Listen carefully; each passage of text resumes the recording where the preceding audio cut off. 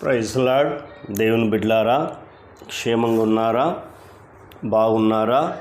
దేవుడు మిమ్మలను మీ కుటుంబాన్ని దీవించును గాక.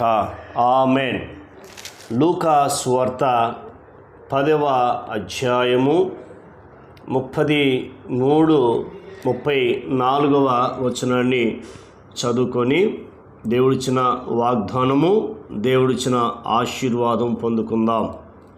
అయితే ఒక సమరయుడు ప్రయాణమై పోవచ్చు అతడు పడి ఉన్న చోటికి వచ్చి అతనిని చూచి అతని మీద జాలిపడి దగ్గరకు పోయి నూనెయు ద్రాక్షరసమును పోసి అతని గాయములను కట్టి తన వాహనం మీద ఎక్కించి ఒక పూటకుల్లా వానింటికి తీసుకొని పోయి అతన్ని పరామర్శించెను. దేవునికి స్తోత్రం. హల్లెలూయా. ఇక్కడ మనం చూస్తున్నప్పుడు ముగ్గురు కనబడతా ఉన్నారు. 31వ వచనం నుంచి మనం జాగ్రత్తగా కనబడతా ఉన్నప్పుడు అప్పుడు యాజకుడు ఆ తొవ్వను వెళ్తూ ఉన్నాడు. వెళ్ళి ఆ సంఘటన చూసి పక్కకు వెళ్ళిపోయాడు.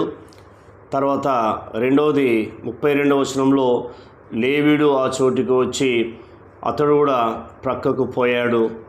అయితే ఒక సమరయుడు ప్రయాణమైపోవచ్చు అతడు పడి ఉన్న చోటికి వచ్చి 34వ వచనము చాలా ప్రాముఖ్యమైంది, జాగ్రత్తగా వినాలని కోరుతున్నాం. అతనిని చూచి ఫస్ట్ అతన్ని చూశాడు, రెండవది అతని మీద జాలి పడ్డాడు.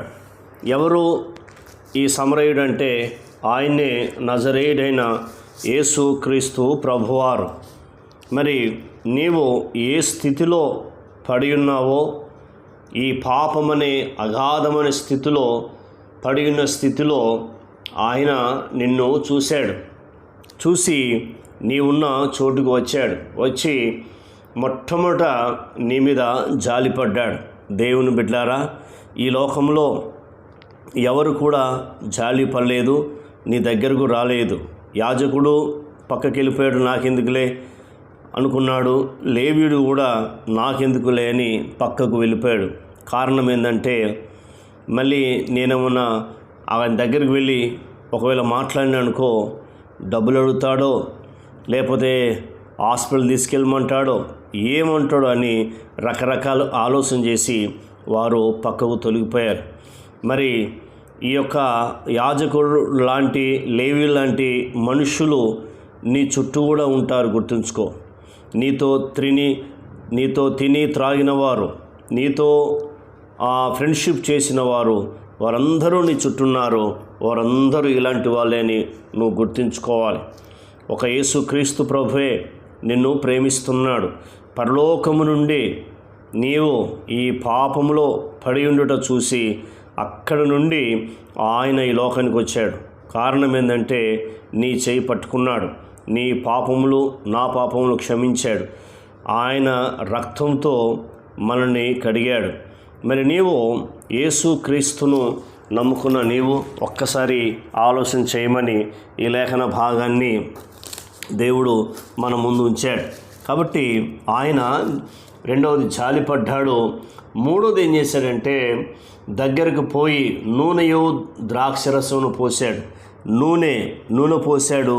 పోసి తల అంటి ద్రాక్షరసము పోశాడు. అంటే ద్రాక్షరసం ఎందుకు పోశాడంటే బలహీనుడిగా ఉన్నాడు కాబట్టి ద్రాక్షరసం ఇచ్చాడు.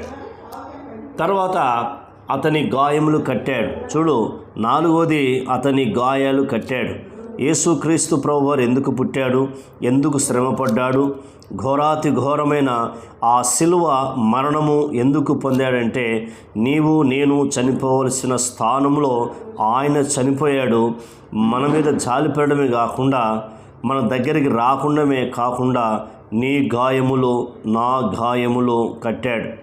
మరి ప్రభు మీద విశ్వాసం ఉంచుతున్నావా? ప్రభు మీద నమ్మకం ఉంచుతున్నావా? అలా ఉంటే ఎంత బాగుంటుంది అని దేవుడు నీతో స్పష్టంగా మాట్లాడుతూ ఉన్నాడు. నాతో కూడా స్పష్టంగా మాట్లాడుతున్నాడు. అంత గొప్ప దేవుడు కాబట్టి అలాంటి దేవుని కలిగిన నీవు ధన్యుడవు, ధన్యురాలు. ఇలాంటి ధన్యత ఈ లోకంలో ఎవరికి లేదు, నీకు ఇచ్చాడు. ఎందుకంటే నీ గాయములు కట్టాడు, నీ రోగములు తొలగించాడు. కాబట్టి తీర్మానం చేసుకుందాం. ప్రార్థన. కన్న తండ్రి, నీకు వందనాలు.